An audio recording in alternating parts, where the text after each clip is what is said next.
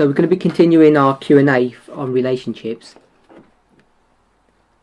Don't actually have that many more questions left. So I guess that's not an invitation to receive more. I think we're getting to a place where a number of people are asking to change subjects. So again, I guess if people can give me some feedback at the end, what they want. So let's begin.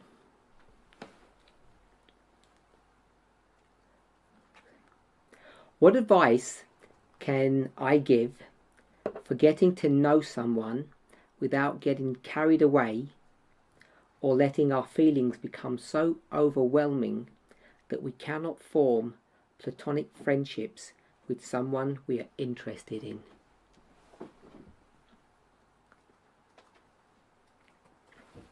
So this is probably a question that's asked more frequently or more often than people may appreciate. I'll restate the question. What advice can I give for getting to know someone without getting carried away or letting our feelings become so overwhelming that we cannot form platonic friendships with someone we are interested in? So let me try to state it this way. I think the notion that you can enter into this benign, or the person's called it a platonic friendship with someone, and not have these feelings that are being spoken of, I think it's an impossibility, really. I'm not even sure why people not only think it's not possible, but I'm not even sure why people think it's actually wrong to have feelings about someone at a very early stage in someone's relationship, a friendship. If you're attracted to somebody, I don't think you can deny those feelings of attraction and pretend that they don't exist.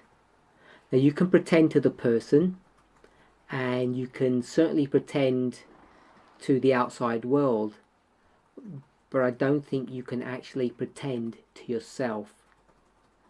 And I guess the question, as far as I understand it, is not connected to letting your feelings show to other people, but it's about actually having those feelings yourself and whether or not they're wrong.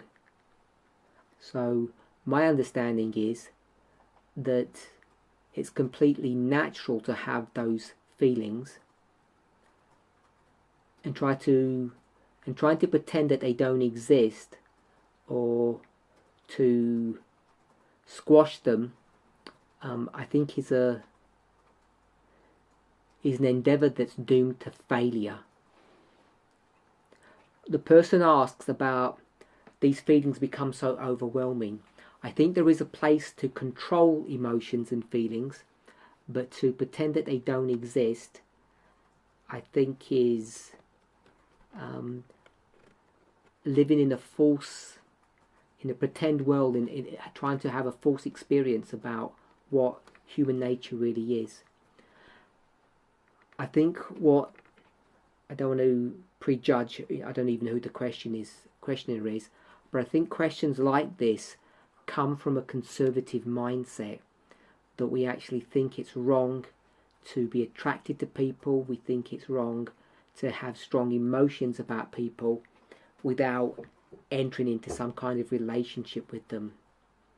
And I'm inclined to view things completely the other way round, that I think these feelings of affection, of warmth, people would call it love, passion, I think these are not only inherent in human nature, I think they are not only positive but they're necessary. I think they're part of human nature that we can't just switch on or switch off. So I don't feel as threatened as the questioner does about this issue of having strong feelings about someone. I think it's this idea that there's some kind of sin to being an emotional machine that leads us to think that in a what people would call a platonic relationship, to actually, if I can use a colloquial term that we use here in the UK, that you fancy someone is inherently wrong, and I think it's inherently normal. What we do with those feelings of passion, lust, etc., that is another question, and I do believe that all of us, and I don't just mean us Christians, all human beings need to control their emotions. Obviously, one's religious and cultural background will determine to what level or what degree we temper those feelings or emotions. But I think it's wrong for us to pretend that they don't exist or to deny them. So we can talk about these platonic relationships. I understand that. But in a relationship between two human beings, if there was you or me and you have a range of friends, 6 people, some you will not be physically attracted to, but your friendship can be deep and enduring, and others you will find physically attractive. Now, just because you find someone physically attractive, it doesn't mean you have strong, overwhelming feelings about them. You can just find people physically attractive. But in that group of friends, there may be one that you really do like. And the questioner presupposes that it's wrong to have those feelings. And I guess I'm presupposing that it's not only normal and acceptable, but I think it's right and proper that we do have those feelings, because in that, Adventists will say 1 in 100, but in the example I gave, 1 in 10, in that friendship that you have with that one person, you actually have the opportunity of developing a relationship that will not only blossom but endure, and if you're lucky, become a relationship that eventually becomes marriage. So I'm going to repeat the question again. What advice can I give for getting to know someone without getting carried away or letting our feelings become so overwhelming that we can't form platonic friendships with someone we are interested in? I think we can actually form platonic friendships with people. I think if you're married with your spouse, you should have a platonic relationship. Every time you look at your husband or your wife, you don't have deep sexual thoughts about them. Your feelings change throughout the day, throughout the week, depending upon your circumstances.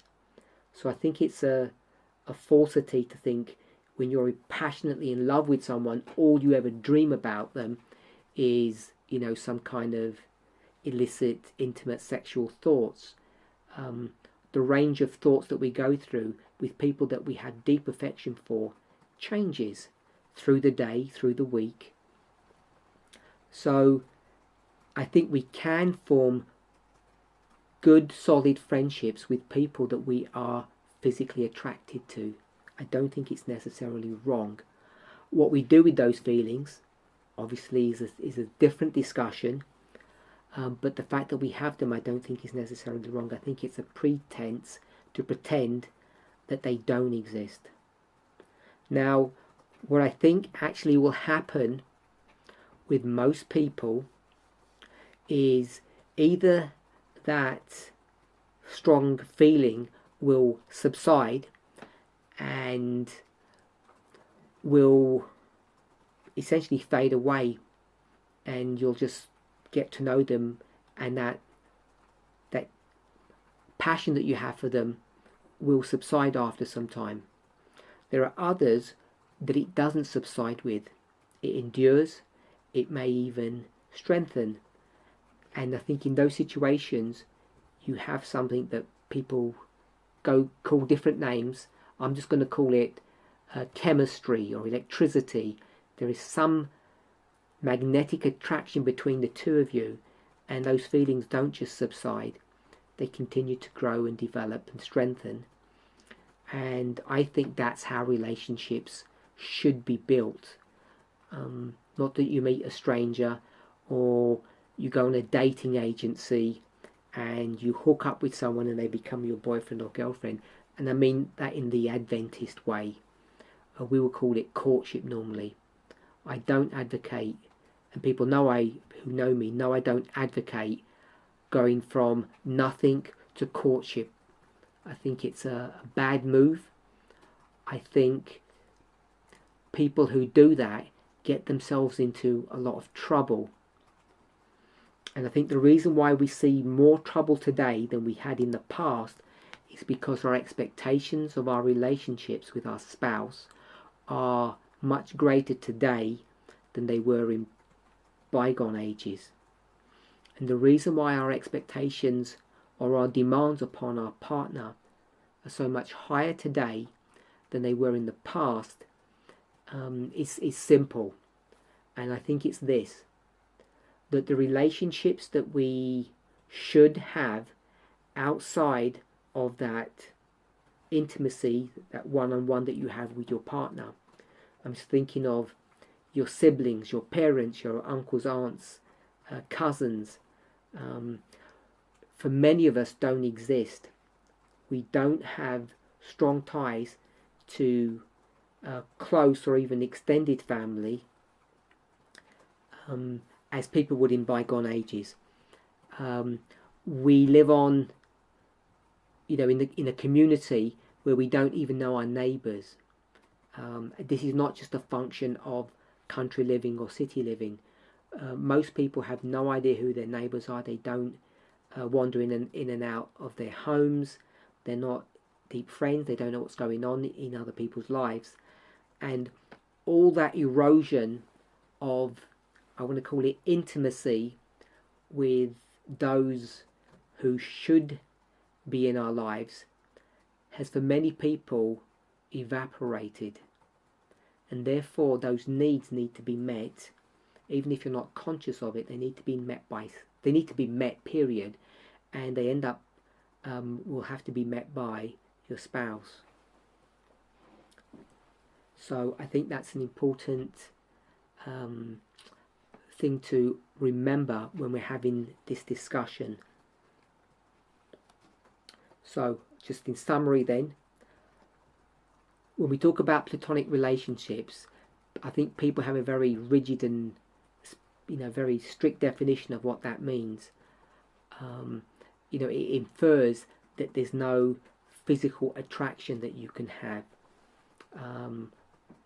And I guess I don't think that's true. I certainly don't think it's realistic. And I think for people, like us who are together, I think if we try to have that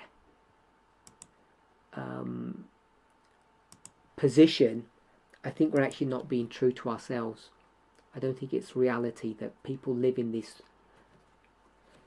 world that they don't find good friends physically attractive. I'm not saying we should act upon those attractions. I think in the vast majority of cases, if you're sensible and behave properly, you can manage those emotions and they don't interrupt or damage your friendship. I think you can have a perfectly healthy friendship with someone even if you find them physically attractive. If it wasn't the case, then all your friends should be ugly, however you define ugly for yourself. And I think most of us just know that doesn't make any sense.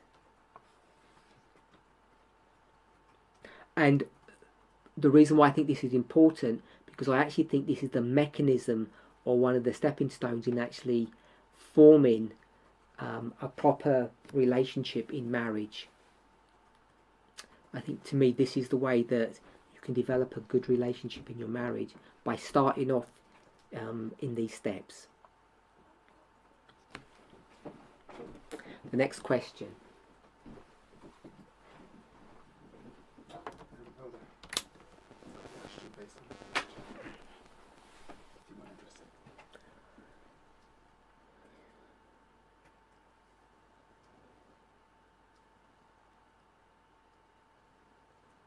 So someone asked,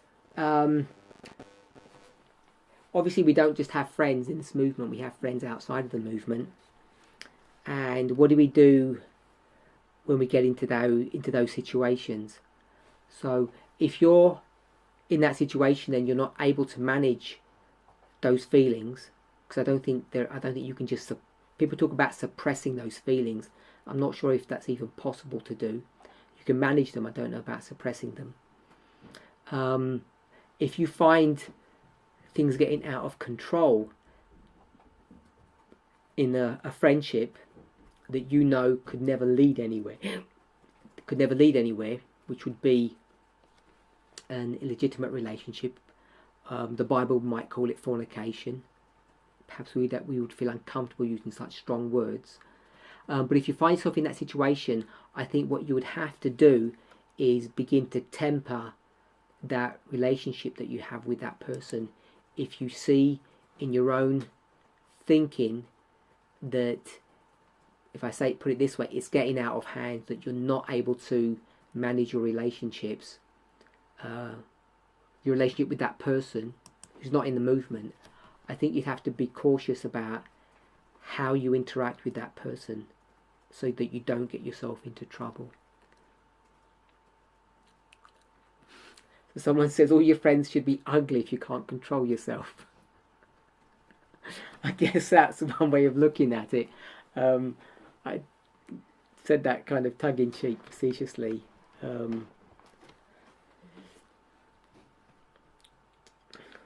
Next question. Is it acceptable and still valid in the eyes of God to get married without a religious ceremony?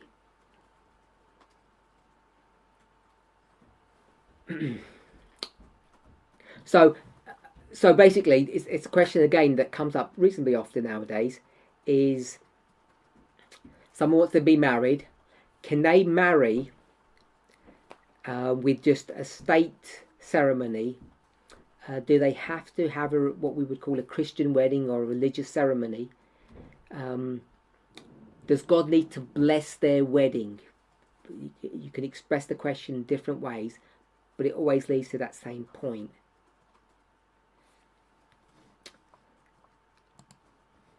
So I'll ask the question again. Is it acceptable and still valid in the eyes of God to get married without a religious ceremony? So I'm going to give the simple answer as far as I view it, and say no, it's not acceptable. Now, I'm not God and I don't have his eyes, so I don't really know, what he thinks in any particular circumstance or any particular relationship. But I think in broad principles, it wouldn't be acceptable, no.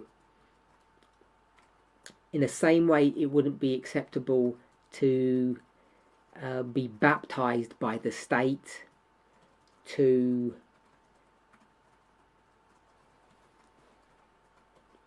we'll just stick with baptism. If you wanted to go to communion, you could. Think of any of those ordinances, which are all meant to be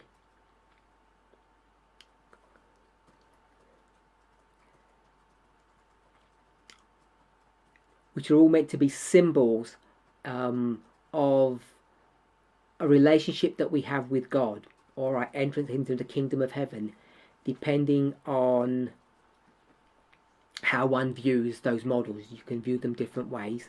So if we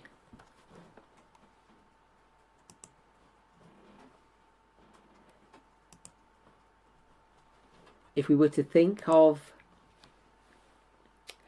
these ordinances in that perspective, then you wouldn't go to the stake to get baptized. So I've never been asked that question: is it acceptable now to get baptized by an atheist, or as a state representative? Never been asked, can we do communion and just bring say a Catholic priest to do that work? Would it have to be someone in the movement? Don't get asked those questions. But when it comes to marriage, I get asked that question a fair bit nowadays. And the question is, why are people asking that question? What has changed in people's thinking about the concept and their view of marriage?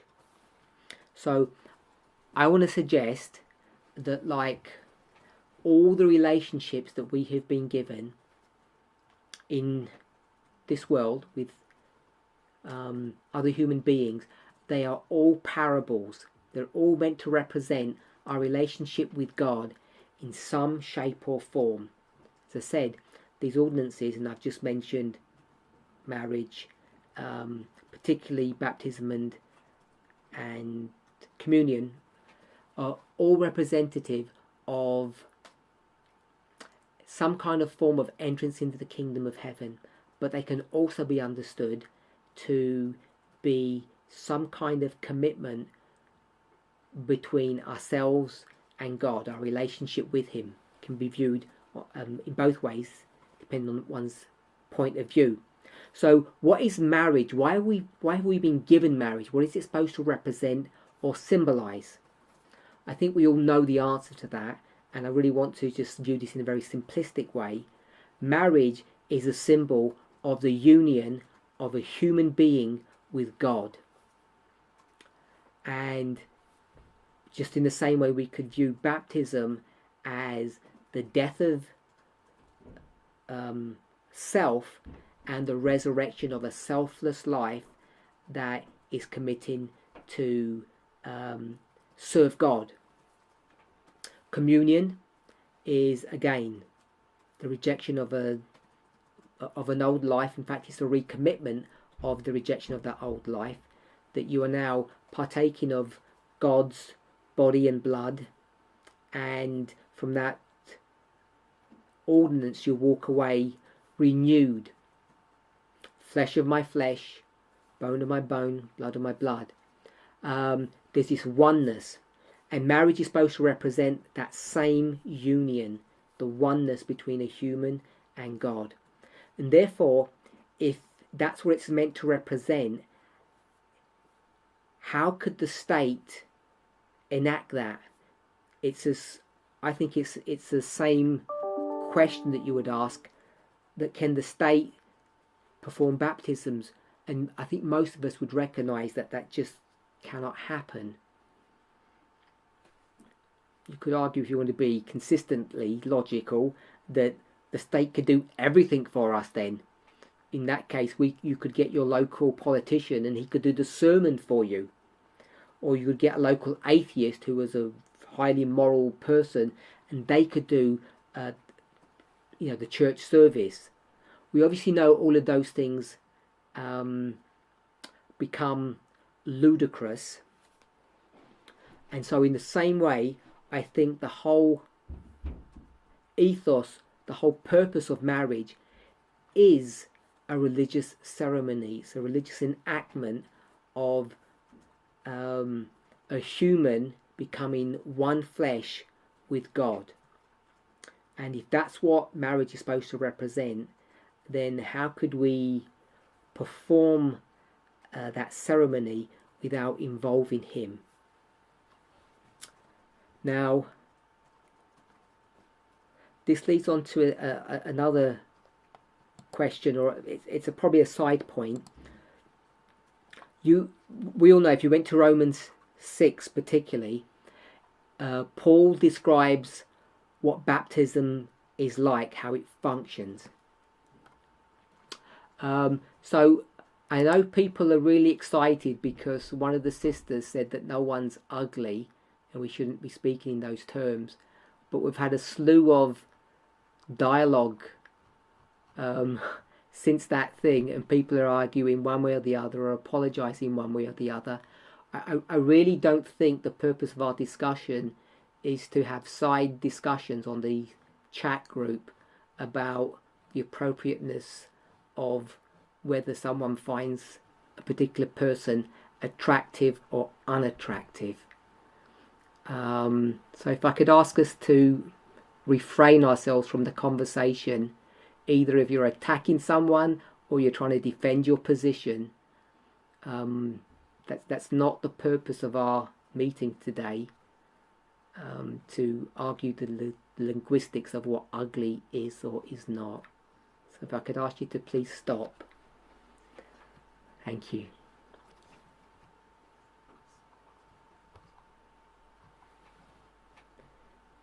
If it makes people happy, we can swap the word ugly, which is a synonym of unattractive.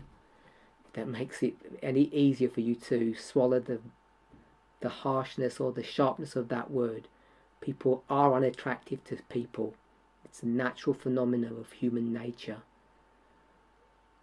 And if you just take a linguistic or a dictionary synonym of unattractive, you end up somewhere along that line finding the word ugly or beautiful.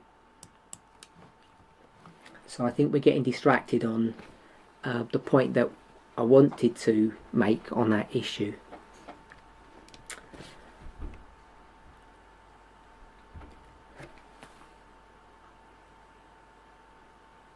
So, is it still acceptable and still valid in the eyes of God to be married without a religious ceremony? I don't think it is. I think wedding is inherently a religious phenomena. Are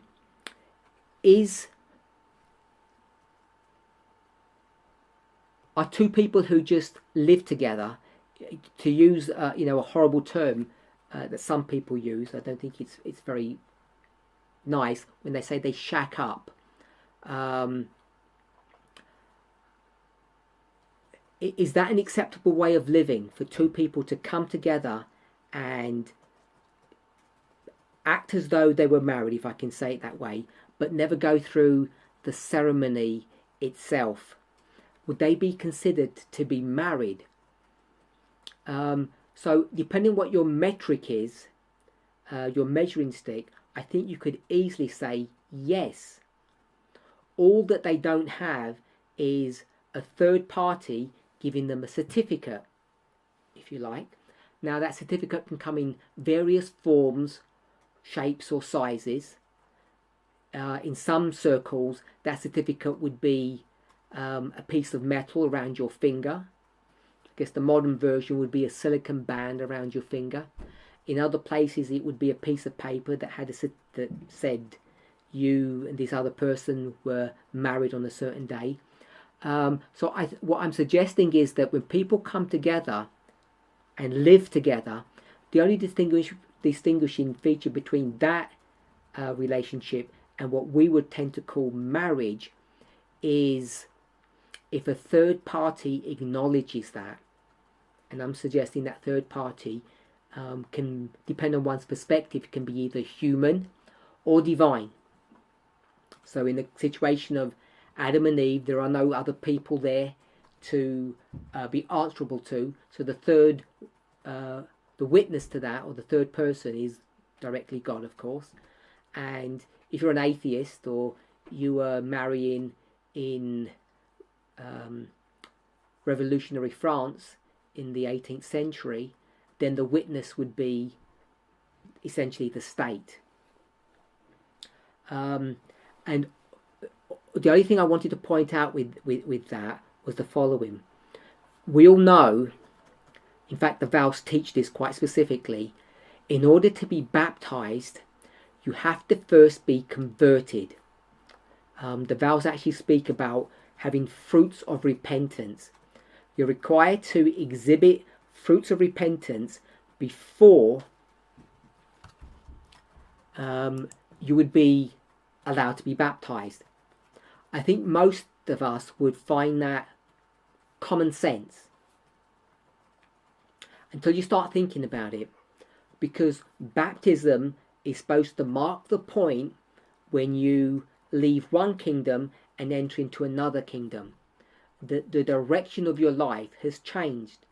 The change of direction, the change of purpose, is what we call being converted. Just like you do with, if you have an item and you change its use, it's now converted, or you get a convertible.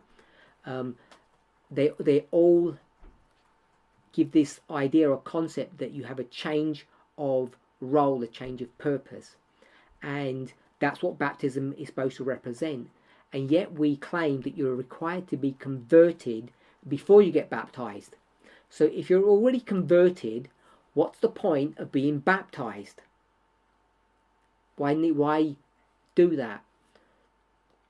So all I want to suggest is the following. Without going into all the intricacies, and partly because I don't even understand all the intricacies, but there is something about being human, intrinsically connected to our humanity, is this idea of rituals. Now, if you go through the Jewish economy and the ceremonial economy that they had, all of that ritual-based society is necessary to maintaining, I'm going to call it religious order, but what I mean by that really is both individually and corporately a connection to God. Without that, without those ceremonies, without those rituals, very quickly religion would deteriorate. So God has implanted within us not only the need for having these rituals, these ceremonies, but when it comes to a corporate experience, we end up creating laws that insist upon this idea that you have to go through a ritual in order for something to be recognized. So you can't just say, well, I was converted last week and therefore I'm in the kingdom of heaven, and I want everybody to acknowledge or recognize it, because we wouldn't. We would say, well, when were you baptized? They would say, well, I'm already converted. Why do I need to go through a ritual? Because after all, everybody knows rituals are foolish, or have this idea of idolatry intertwined in them. Some people might just call it, it's plain childish, superstitious, if you like, to have all these rituals. And yet, even today, we would suggest otherwise, and I think most of us listening to these presentations would agree with that. And so the point I want to make is, even though you were converted before the ceremony, before the ritual, yet your acknowledged entrance into the kingdom of heaven, the oneness with God, is at the point of the ritual. So when it comes to marriage, you can be, if we want to call it that, you can be married, you can be one flesh with that person. You can have been living together for 5 years, for 2 years. You could have bought a home together, shared everything, been completely intimate. And yet people would not consider you to be married until you go through the ritual, through the ceremony. And this is so pervasive in most societies, I'm going to speak about the one that I know the most, that here in the UK, unless you go through that ritual, the government essentially will not recognize you as being one flesh. Even though you live the same way as a married couple, they won't legally recognize that. And therefore all the protections, all the tax benefits, all the benefits that go with marriage, you don't receive until you go through that ritual. Now, it's not for me to argue one way or the other the rights and wrongs of that from a state level, but from a religious level, I've already made the argument. But I'm just highlighting the point that even the state sees the difference between the two. And if you think this is a moot point, an unimportant point, I would beg to differ otherwise, for the following, not for the following reason, but based upon the following evidence. The reason why the issue of same-sex marriage has become such an issue over the past, I'll say 10 years, maybe less, definitely 5 years, across the world, is because everybody recognizes that the state does not afford you the same legal rights, the same legal status if you just live with someone. In many countries, it was not illegal to have a same-sex relationship, but it was illegal to marry, because the state recognized that you have or afforded you legal protection if you were married that it didn't afford you if you were not married. And if you think some of those things are minor points or this is state intervention, I think I would disagree with that. So I think it is important to be afforded these legal protections, these legal rights. For instance, just because you're a child doesn't give you legal rights in certain contexts. But if you're the child of someone, you obviously have parents, your rights with connection to those parents, those adults, are very specific, well defined in law. And those rights are different to what your cousin has in relationship to your parents. So it's not the fact that you're just a child who's 10. It's actually your relationship with other people that is codified in law. And it's based upon this same premise, this same idea upon marriage, which is why people who were homosexual pushed for the right to be legally married, to have the right to marry, which they were not afforded before, even though it was legal for them to have a relationship, to live together. Obviously, in bygone ages, that wasn't even legal. So once that became legal, it was now legal to be homosexual. The next thing that they demanded for was the right to marry, and it's an important issue. This idea of rituals, I don't think we can escape them. And that's why I think this idea of a religious marriage or religious ceremony is vitally important. Of course, I've not commented upon what the marriage ceremony itself looks like. I think we are in a time of flux. I think there are people who are marrying at this very moment who are trying to grapple with these issues and trying to ensure that their ceremony that they create for themselves is in line with their belief system. And we're not all exactly on the same page on this. People are still learning. So I'm not commenting in this question upon what the ceremony itself would look like. What we're talking about is the rights and wrongs, or the necessity of having the ceremony, and I'm saying that we should. How is a person in a relationship supposed to handle their partner if they have a bad temper? So your partner, your spouse, has a bad temper. How are you supposed to handle them? And the simple answer is carefully.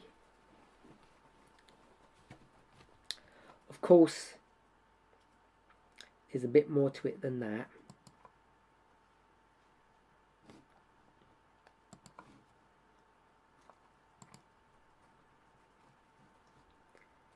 And perhaps we might go to a Bible verse. I'm going to go to Proverbs chapter 16 verse 32. Proverbs 16:32. He that is slow to anger is better than the mighty, and he that ruleth his spirit than he that taketh a city. So it talks about people who are unable to control their anger, essentially, which is the same context of someone having a bad temper. How are you supposed to behave in a relationship like that? Now, if I can say it this way, people may not think this is factually accurate, but I'm going to state it this way.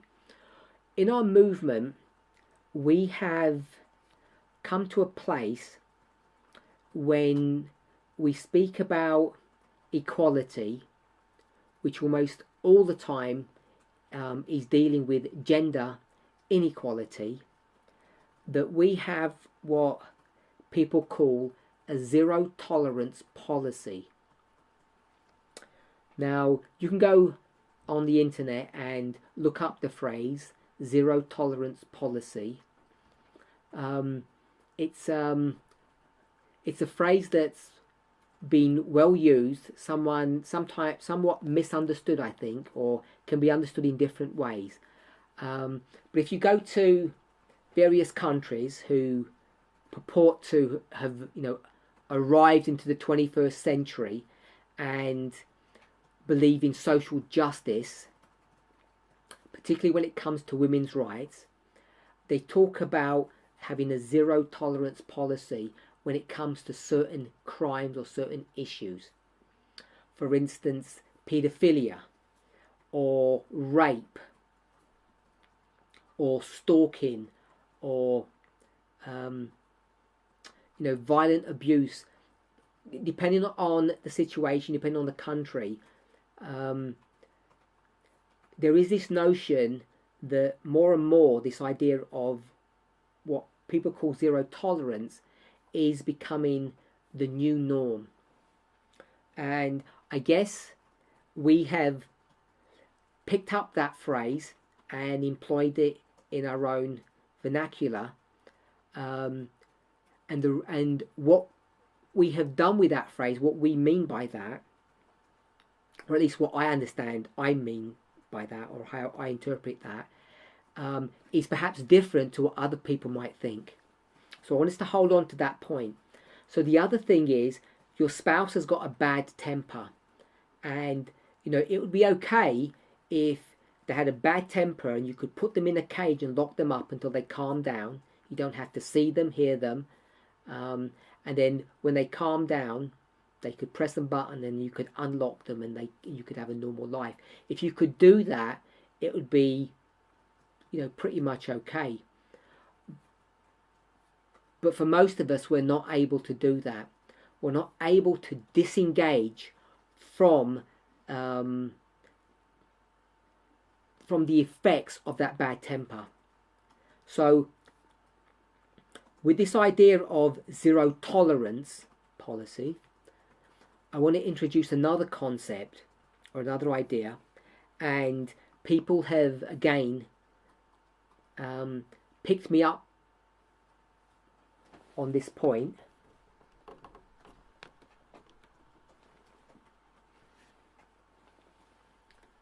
And have suggested that there may be something wrong in my modelling.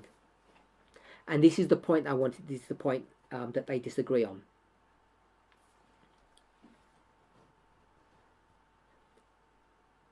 I want to call any kind of bad behaviour, and this one is a bad temper, it's not just even bad behaviour, as abuse. So I've been pretty straight on that.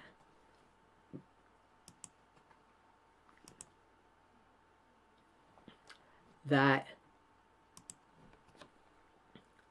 If someone is behaving towards you in an unacceptable way, this is abuse.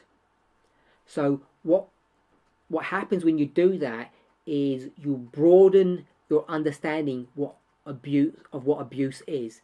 Some people might argue that you dilute your understanding of what abuse is. So they would see this as something negative. If you call everything abuse,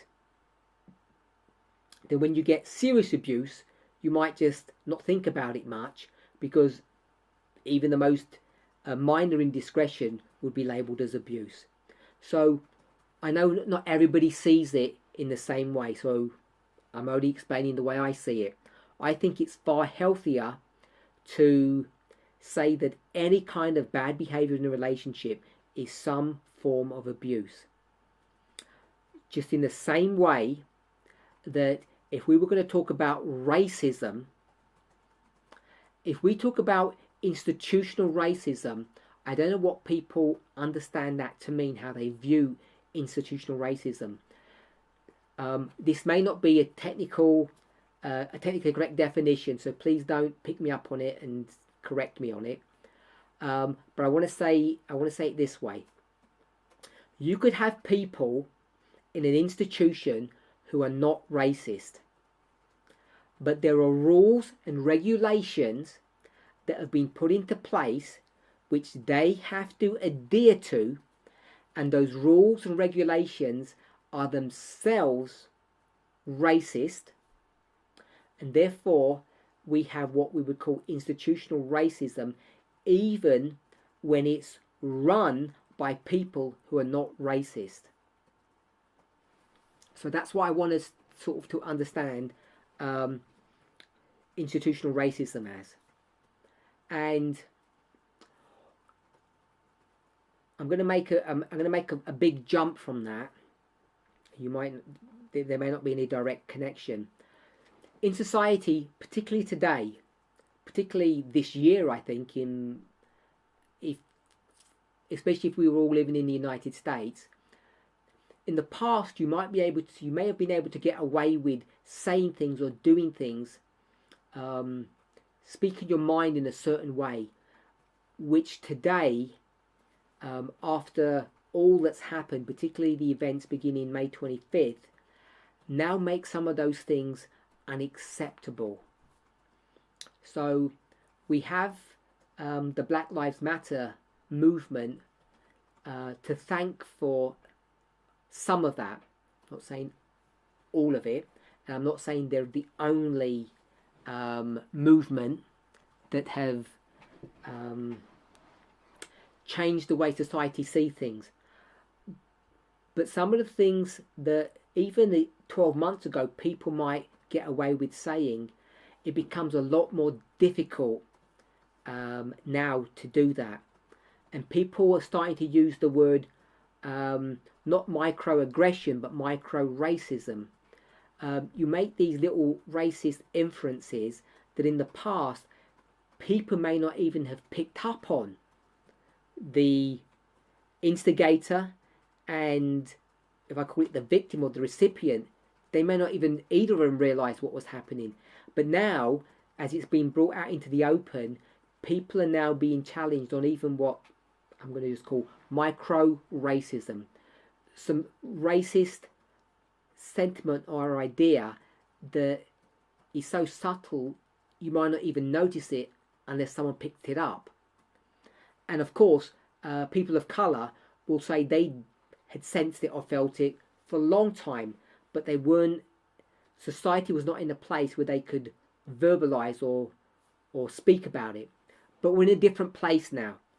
So the reason why I spoke about that is because if we were to say, let's look at not abuse, but let's look at racism, does it dilute racism or the stigma or the evil of racism by saying racism is a big issue?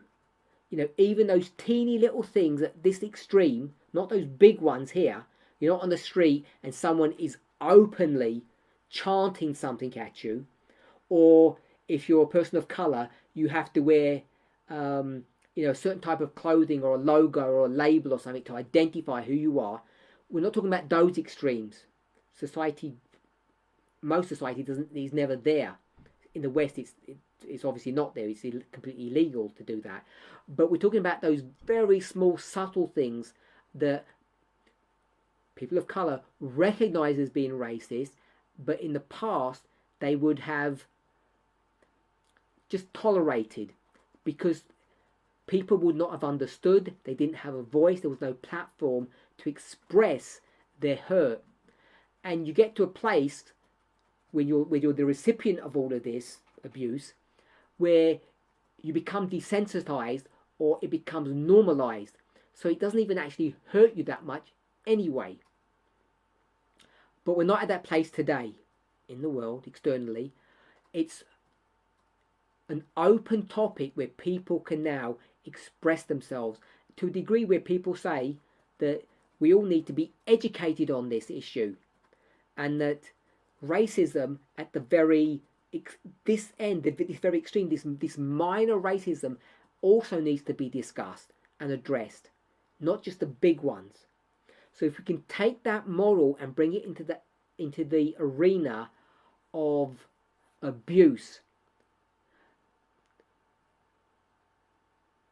I just use that compare and contrast to justify, it's not the only justification, but it's the one I wanted to give, of why I want to call all bad behaviour abuse. Now, if you're a person of colour and you're at work and someone, perhaps your boss, does a micro racist comment or action towards you, you might not be able to prove it. It might be so minor that you might just brush it off. But if you compare that to they stood up and they gave you some expletive, or they openly, in a really horrible way, were racist towards you, you could take legal action against them. So your behaviour would depend upon the degree of racism. But it's all racism. So when it comes to abuse, your response to abuse will depend upon the degree or level of abuse. So when we speak about, I'm going to come back to that, so having placed that, hopefully that we can all, I don't want us to agree particularly, hopefully we would, but at least we come to an understanding of how I view these issues, because people have asked me. And then when it comes to the issue of zero tolerance, this is what I want to say about zero tolerance. Is not that you will always take an action. That means you will not tolerate bad behaviour or abuse. I don't think it means that, at least not to me. When I think of zero tolerance, what I'm thinking of is that when you take the whole dynamic of abuse from the most extreme to the very subtle and minor, there is nowhere in that range of experiences that we should ignore, that we should be blind to, that we should not, or that we should tolerate. I'm saying we should tolerate none of that, which means we should acknowledge and recognize all of that. That's what I want us to see when I speak. I'm not speaking about other people, I'm speaking about on my own behalf. When I talk about having a zero tolerance, it doesn't mean I take action on every single issue. I'm a person of colour, and many of you listening are, and you know that in any particular week, almost certainly within a particular month, and definitely within a particular year, you will have racism, some kind of racist statement or event that you have gone through. And for most of us, we will do nothing about it. But what we should never do is try to persuade ourselves that that wasn't racist. To say, oh, they had indigestion or they had a bad day. So what we cannot do is excuse it. It doesn't mean we take action against it. And I think that's what I want us to understand when it comes to this issue of what this person has called bad temper, but I'm calling abuse, is that we should have a zero tolerance policy in our movement that would never ignore it. It does not mean we would always take some kind of action against it. That's not what I'm suggesting. So, how does the person in a relationship handle their partner if they have a bad temper? First of all, the best way to handle this is to acknowledge what this bad temper is. Acknowledge it for what it really is. It's abuse. To acknowledge that this is an abusive relationship, that because I'm going to speak on behalf of this person, I'm in an abusive relationship, I should acknowledge that. Now, that acknowledgement may only be to me. I may not even be able to tell the abuser what they're doing, but I need to acknowledge it. So to me, that's the number one starting position about how we handle this issue in our relationship, is to not ignore it. And that's what I want us to understand when I use the word or the idea of zero tolerance, that I will not tolerate such behavior. It does not mean I will do something about it necessarily. It depends what the issue is. It depends what my options are. So, having established that point, I think it becomes critical to understand what the nature of this relationship is. I don't mean, is it marriage or children or your cousin or something. I'm assuming this is, it says partner, so you're married. What I mean by that is, in any 100 marriages, there are 100 different types of marriages. And even though we might argue that both spouses are in the movement, I just use this idea. We might be there in body, but we're not there in spirit. So you may both be bodily in the movement, but it doesn't mean you're both spiritually in the movement. So I think it's very difficult to generalize of how you should deal with this. What actionable things you can do when you're in what I want to call an abusive relationship. The most important one to me is that you acknowledge abuse for what it is. You do not excuse it. You don't say, oh, they had a bad childhood. Oh, he had a hard day at work. Oh, he's not feeling well and he gets like this when he's not well. Or she's depressed and she always goes cranky when she's depressed. All of these things are indicative to me of excusing what we see. So I think we need to be careful in our own mind that we don't excuse these things away and give them another name. So that's point one. And the second point is that we don't pretend that we can actually do something about all forms of abuse. I don't think we can. I don't think we can do things about every form of abuse. Particularly the ones that are on this side, those very small, subtle ones. We can't always do something about every form of abuse. So that's the first thing I want us to acknowledge.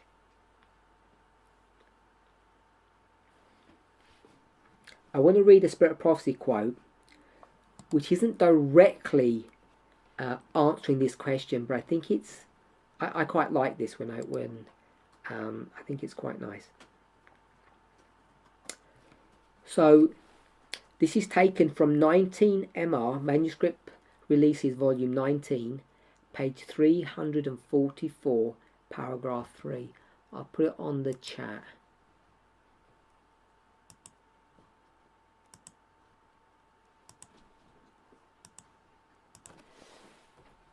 (19 MR 344, paragraph 3).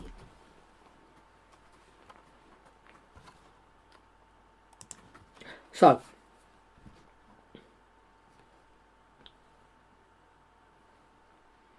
this passage can also be found somewhere else. It's slightly different, but it says pretty much the same thing. It's sort of a cut down version of this, and this is taken from the Bible commentaries.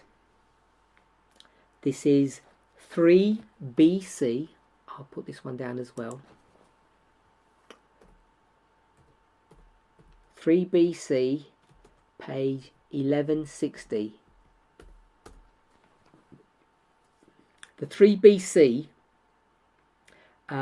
this is the Seventh-day Adventist Bible commentary, and it's a commentary on Proverbs chapter 16.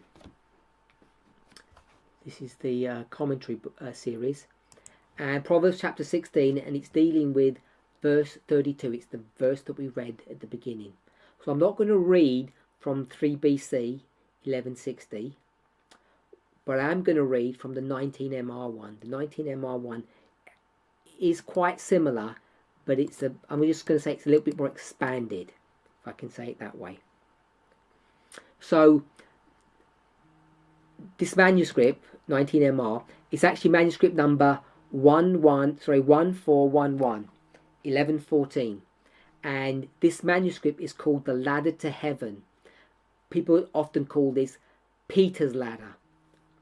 So these are the various steps of the Christian walk that you go through. I think most of us are familiar with that idea, that concept. So Ellen White says this. She says, "It is easier to act the part of a martyr than to be patient under provocation and to control a bad temper. Sound religious principles must be brought into the life to repress anger rather than inflame it by giving vent to it. We feel very angry, but if we control that anger and are not betrayed into expressions of hasty feeling, we will not lose the respect of our brethren or respect of ourselves. The pattern, Christ Jesus, is our example. Patience is a heavenly attribute, and Christians must cultivate it." So, of course, the problem with this passage that I've just read is that the question was not from the perspective of the abuser, but from the abused. And this passage is actually talking to the abuser. This passage is talking to the person who is exhibiting a bad temper, who basically has become angry. So this is what Ellen White's advice to them is. So what I found interesting here is that she talks a little bit about their experience. And if you can enter into the mind of the abuser, your spouse, maybe the way you respond to it can be more helpful if you understand a little bit about what they're doing and what they're going through. So this is not a psychology lesson to discuss about how they got into this place. So my purpose of bringing this up is not that. So my purpose in doing this is because the person says, how can I handle this person? How can I handle the situation? How do I deal with it? So I think this might help, even just to a small degree. So my main points about answering the question I've already done is that everything is abuse, and just because someone's abusive, it doesn't mean you do something, but you should have a zero tolerance in not excusing it, not labeling it something else. Don't call a bad temper, a stomachache. If he overeats, he gets a stomachache. Because Ellen White speaks about that. She talks about dietary reform so that we don't get into, be grumpy or moody or something. But what I want to say is that we don't make excuses for what is essentially misconduct. She says this: it is easier to act the part of a martyr than to be patient under provocation and to control a bad temper. Now, I want to be careful in this situation. As I said, each relationship is different, but in this context, what's causing this person to have a bad temper is something that they're being provoked about. So someone is provoking this person, and this is why they are having this bad temper, this exhibition of anger. And the reason they're doing this is because they're acting the part of the martyr. So what you might need to understand is when your spouse is abusing you, having this bad temper, why are they doing it? And one of the reasons why people behave badly when they are being challenged, or they feel threatened, or they feel provoked, is they take this place of being a martyr. It says it's easier to act the part of a martyr than to be patient under provocation and to control a bad temper. So you're this martyr, and therefore you're justified in having this bad temper. So if you want to understand why this person is behaving in this way, sometimes they believe that you are the one that has done something to them and they're the victim, and therefore they are justified in having this bad temper towards you. The next point she brings up: sound religious principle must be brought into the life to repress anger rather to inflame it by giving vent to it. So we spoke about this at the last camp meeting. I can't remember which presentation number it was, but I quoted from someone called, I think his name was C.S. Lewis, and the book was Mere Christianity. And his argument in that book was that, if I put it simply, he said it much more eloquently, much more accurately, that if you behave good, you will become good. If you behave, you will become. He did not say that first you have to be good, the being verb, and therefore then you would do good. You don't be good to do good. You do good and you become good. And this is what Ellen White is saying here. She says it slightly differently, but if you can read the statement or read into it, this is exactly what she says. She says this: sound religious principles must be brought into the life to repress anger rather than to inflame it by giving vent. So, if you vent, which means you let off steam. So, I'm not feeling good, so I'm going to shout. When I shout, which means I give vent to what I'm feeling, what ends up happening is not that I say, oh, like a pressure cooker, I can now calm down. What ends up happening is you end up feeding the flame of anger.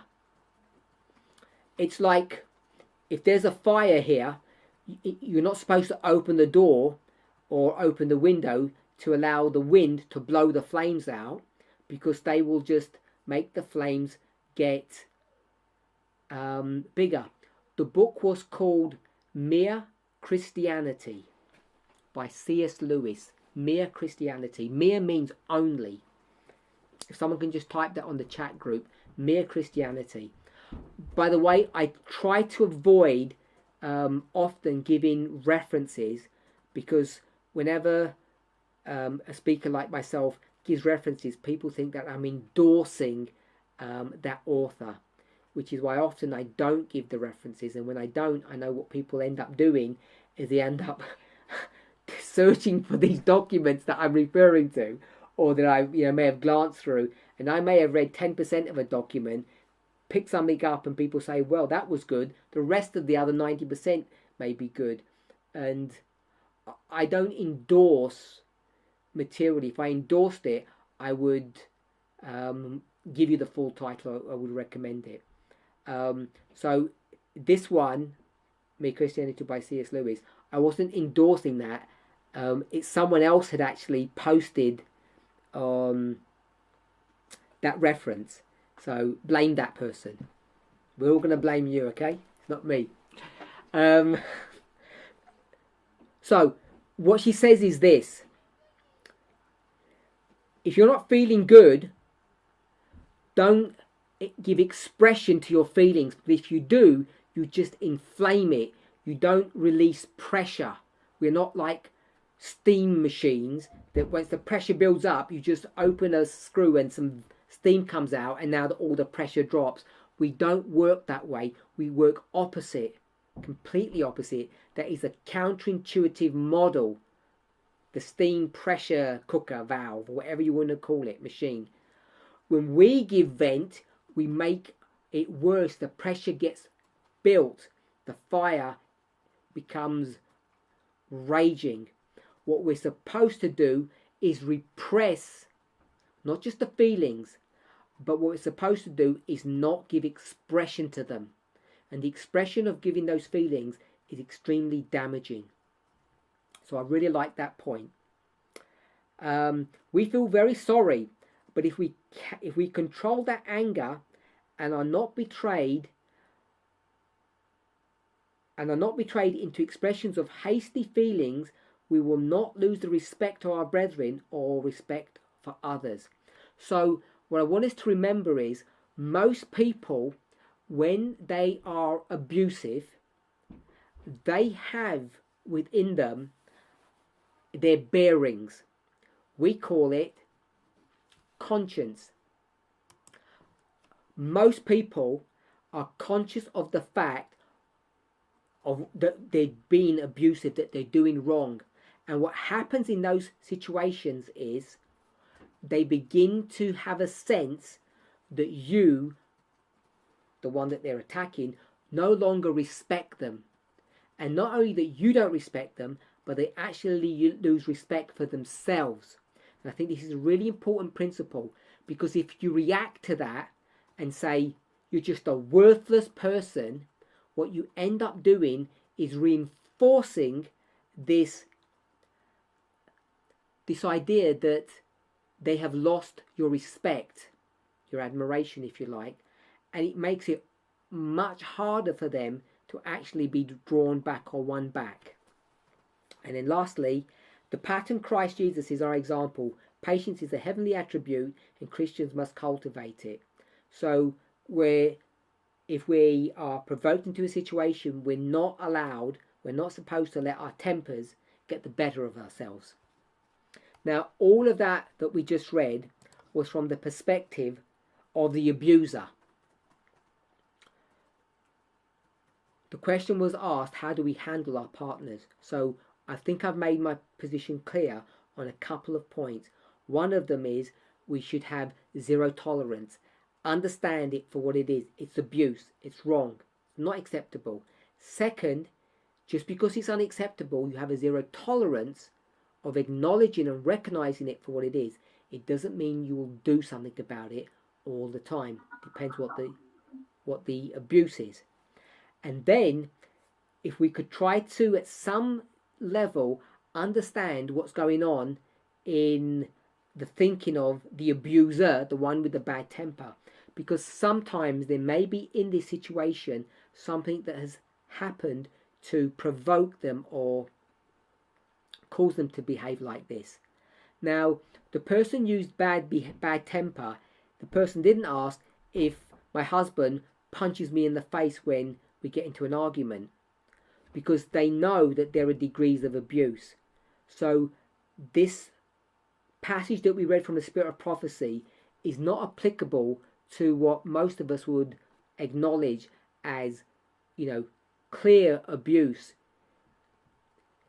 If you met your friend and she had a black eye or a bruised arm, and you asked how it happened, and she said often she won't tell you, but you'll guess it's from her husband. You don't go in to say, well, did you provoke him to wrath, do you think? You may have said something to him. We're not talking about those levels of abuse. There's obviously abuse at this level, high level abuse, and there's this subtle abuse that I've spoken about. And depending upon, if this was murder, we would say black eye might be somewhere in the middle. I'm not talking about this kind of thing. The person speaks about a bad temper. A bad temper is not giving your spouse a black eye or breaking their wrists or fracturing their wrist by grabbing hold of them tightly. I'm not talking about that kind of bad temper. But you can get into an argument, you can get into a discussion with someone, with your spouse, and they might quickly begin to get angry. And in those situations, you can handle things, I think, in a good way, sometimes in not so good a way, which is why I read that quote. The quote was designed for the abuser, clearly, but we read it from the perspective of the victim, and it did give us some clues about how we might be able to respond in a fight or an argument that was ensuing in our relationship with our partner, on how we might be able to mitigate some of this abuse, some of this bad temper, bad behaviour that's going on. So I'm hoping that helped a little bit.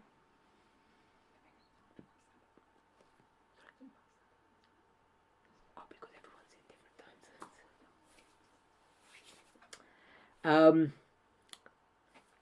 Got a few minutes left, so this will be my last question. Is it advisable for married people to have children now? I don't think I'm qualified to answer that question about is it advisable for people to have children. I don't know what someone means now. I don't know what they think now is, because for some people it was never advisable that they should even marry, let alone have children. And having married and made that huge mistake, it was definitely not advisable for them to have children. Others, they made a success of their marriage, and the obvious step for them would be to have children. It's just the natural progression of the intimacy of their relationship. So, of course, I'm not that naive to not understand what people mean now. They talk about the end of the world. Interestingly, I was mixing with those conservative types. How many years ago was that? Over 20 years ago. And I remember one of those, I was going to say something rude then. I avoided saying something rude. One of those prickly preachers with whom I used to mix, I used to be running those circles, say, what kind of foolishness is this? Is all of this baby making going on? Don't people know that it's the end of the world? And as I say, that was probably 22, 23 years ago. Maybe long time ago anyway. And people have been saying this like now for a long time. I just want to remind you that James White even said the same, and that was 180 years ago, 160 years ago, about 160 years ago, that kind of time. He was saying that back then, don't have children, until he had some children. He even said, "Don't get married." By the way, because we'll probably know that until he met someone, he fell in love with them. By the way, they were platonic friends.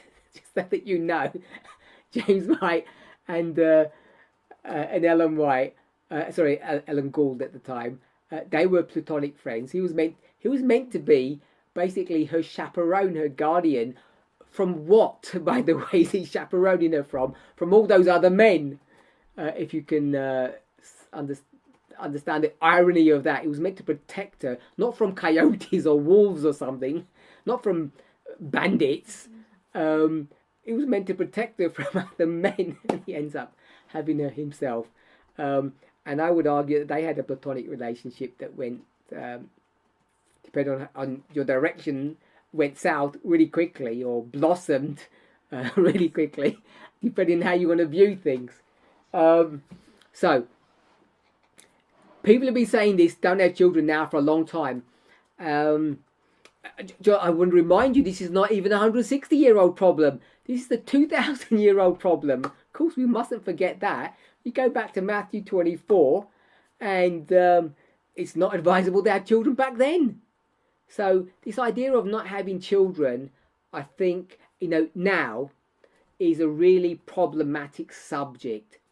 And as I say, I don't feel morally nor prophetically qualified to tell people that they should or should not have children. It's always the should not ones, because no one says, can you tell me to have children, please? People don't want to do that. Or they always want me to say, tell me not to have children, or tell them not to have children, whoever it is. So I certainly don't need to do that. There are some common sense things about having children. Ellen White speaks about this frequently. So it really doesn't do it justice for me to focus on it. But one of the things that she does speak about, two things, perhaps more, depending on how you want to break them down. Make sure you've got money. If you don't have money, I'm going to say this in a really, probably get into trouble. If you don't have money, don't have children. I think that is a fair synopsis of her position. Except, of course, she didn't have money and she had children. So it's easy to give advice and not follow it yourself. But seriously, it makes life really difficult if you do have children and you cannot take care of them financially. Number one. Second thing is, consider your health. I think people don't consider health carefully enough when they talk about either the number of children that they have or the frequency of having children. So that's another thing to consider. And the third point that this I think is connected to this, and I have addressed it numerous times before, is contraception. Some people call it family planning. I don't know why, but there are still people in our movement who get jittery on this subject, and they think it's some kind of sin to sleep with your spouse and deliberately not have a child, to have some kind of contraception to avoid becoming pregnant. They seem to think it's inherently wrong to do that. And the problem with that is it leads you into, I want to call, a really dark area of human relationships, which I think really do become dark and grim, where you end up going into celibacy, isolation, manipulation. I want to call it child abuse, because you end up having children that perhaps you're not ready to have, or perhaps you don't even want to have. And so you end up destroying their lives. So this issue about, would I advise people who are already married to have children now, I'd like to just take the now out of that, because I can go back 2,000 years from there right to now, and depending on where you are, you can always find a dynamic where it's not advisable to have children now. So if I take that out, is it advisable for people to have children? Some people yes, some people no. And I think that becomes a much more useful and pragmatic conversation than the former question as it's phrased about now, because this implies that no one should be having children now. Because if that's the case, because it's a bipolar issue, if no one's allowed to have them now, then what would that mean before? That would mean that everyone should have been having them before. And no one ever asked that, like, should we all have children? I've never been asked that question. I don't know why, but I always get asked the question, should nobody have children? So my point is, if today, and I guess the people are still talking about in this dispensation, if no one's allowed to have children, then whenever we went back, whatever that was, I don't know, 1979, 1975, we all should have been having children. Is that what people are going to say? Of course not, because they're going to frame it in that dark and distant dispensation, wherever that was, that it was people's choices. So if it was people's choices then, why is it not people's choices now? I'm hoping that we can all see at least the logic, if not the wisdom, in what I've suggested when it comes to the issue of childbearing and not having children. Simply put, if you can't manage children in your particular situation, it's best not to have them. I think that's just common sense. If your marriage is not where it should be, if your relationship with your spouse is not right, why bring a third party or third person into this broken relationship? Get your lives in order before you introduce something else, another being, another person into this. Often when we have these discussions, and I don't know why, the subject of adoption is very rarely spoken of. People seem to have an aversion to adoption. I'm not sure why. Ellen White recommends in many situations adoption. Her argument is there are so many children who are already here that need to be loved and taken care of. So why not,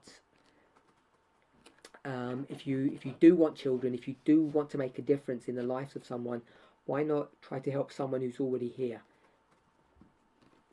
I'm not saying you have to do that, but I do see the wisdom in that.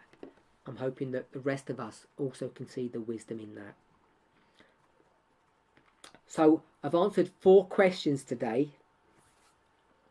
The first one was, when you make friends, try not to get too excited. That was the question. And I'm saying, who are we kidding? Because whether you're you or me, and we become friends, if we are attracted to one another, our feelings will get toned up and we'll get excited. We'll enjoy one another's company.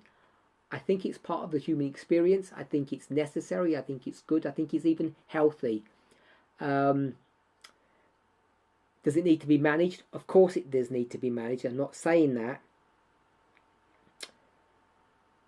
And I know the question was, what advice can I give to not letting it get out of hand? I don't think that's actually that difficult to let it get out of hand. There are very few cases in the movement today. I know we don't have that many people, but we do have a fair few relationships. Fair few. We might call them courtships. We've had a number of courtships, and there are lots of people, enough people, who have been in the courtship and broken, and they've gone into another courtship. And by the time they get married, maybe they haven't got that far yet, they may have gone through 3 courtships. I don't know. And I'm pretty sure that most of the people who have gone through those courtships haven't gone too far, haven't got so intimate with the person that they've made some really, really grievous mistakes. Most people don't go that far. We all have a level of self-control. But yet, these feelings are still there. And to me, the way I addressed that question was that, how do we deal with those feelings? And I'm saying, not only can you not avoid them, they're part of human experience. I'm saying they're necessary in order to have a successful marriage. You have 10 friends, you find, I know I don't want to get into an argument on this issue. You find 5 attractive and 5 not attractive. Those 5 that you find attractive, there's one that you might develop a real feeling for.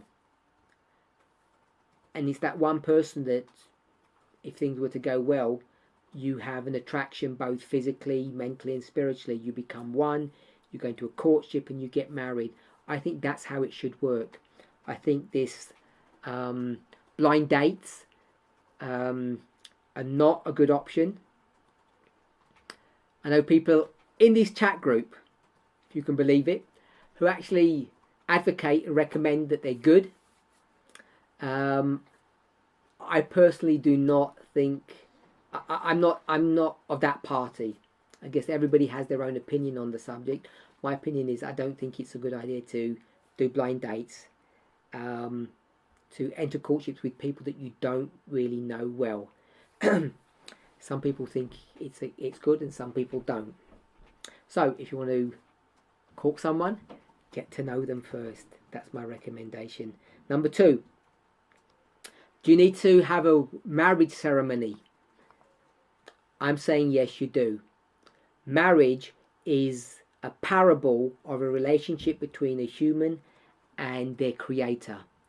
And therefore, it's by definition a religious ceremony.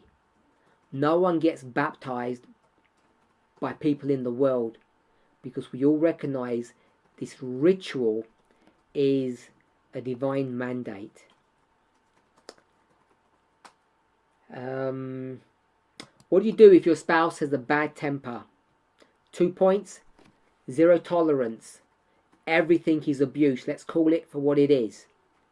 Point 2, just because you're abused, it doesn't mean you do something about it. Depending on where the abuse is, if it's here or if it's at this scale, if it's really, really bad, or if it's minor indiscretion. Gave the example of racism when we address that. We should acknowledge it all for what it is, but it doesn't mean we do something about it necessarily. The last question was, if you're married, should we have children now? And what I tried to do is first take away the word now out of that sentence, because I'm not persuaded that it actually makes much sense. Because we could have asked a question, and I gave 2 discrete examples. I gave the example of James White. I gave the example of Christ. One was 160 years, one was 2,000 years ago. You can show that throughout ages, this idea of the now has been problematic. So I took that out, and then I'm saying, would I advise people to get who are married to have children? I'm saying, sure. If they came to me and they said, can we have children? I'd say, sure, seems okay with me. Other people, I wouldn't say no, but I'd walk them through their options and hopefully let both couples, the ones who want and ones who don't, or who aren't sure, make their own decisions, of course. But there are some people who are not ready to have children. It's a fact. And often they probably were not ready to be married as well. What are the criteria for being prepared for children? I think you need to be able to take care of them. You need to have the material resources. And you need to, above all of that, you need to have a good, stable relationship. If your marriage is not good, why introduce a third person into a mess? Because they won't fix it. All they'll do is make the mess worse. You have to remember, when you go back to the first question, the reason you got married is because you had these overwhelming feelings about the person, not about the child that isn't even there. We marry because of, if you're a man, you marry because of the woman, not because the child that you don't have, and vice versa.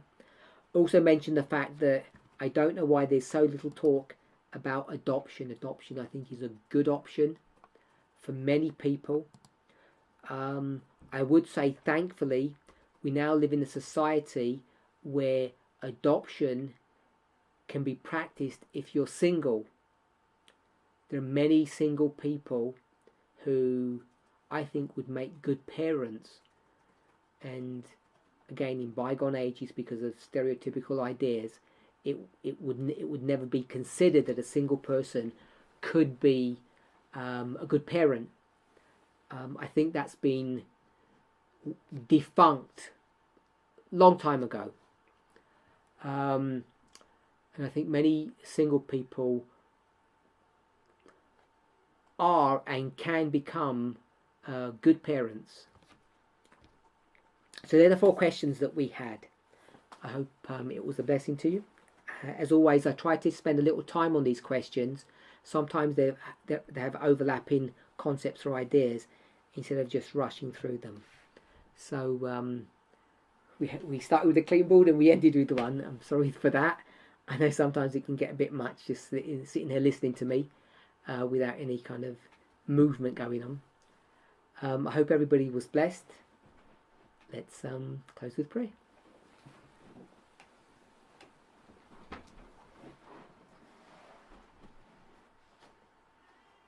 Heavenly Father, we want to thank you for your kindness and your goodness and your mercy towards us. Lord, please help us to understand our own humanity when it comes to our relationships, when it comes to the relationship of marriage, to the relationship of parent and child. Please help us to be able to understand what these relationships mean to us, what they mean to you, and how we can be benefited by them. Help us never to forget that all these things were given for our benefit. Far too often we look upon many of these things as being curses, that we feel cursed for being married, cursed for having children. Far too many people in slightly different circumstances feel cursed because they're not able to marry, or devastated because they're not able to be fulfilled by having children in their lives. Lord, may we, each of us, embrace the relationships that we have been given, wherever we find ourselves in the cycle of life. Please guide and direct and bless us. We pray in Jesus' name. Amen.